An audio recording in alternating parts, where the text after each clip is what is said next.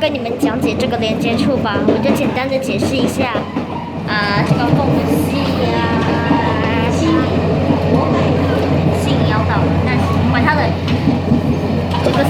这个缝隙为什么会有？因为塑胶布破了，然后第2100型那个，对啊，这个踏板，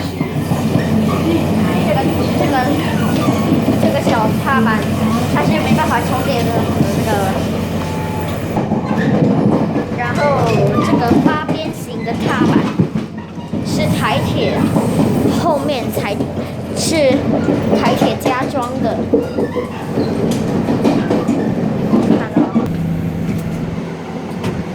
门给开了，然后呢你就看不清楚缝隙了，看看之前的那个车厢能不能。这样子，然而好像看不到缝隙。想坐火车不要被打扰的这个车厢连接处，等一下会再讲。等一下下一部影片会再讲解。车长室座位，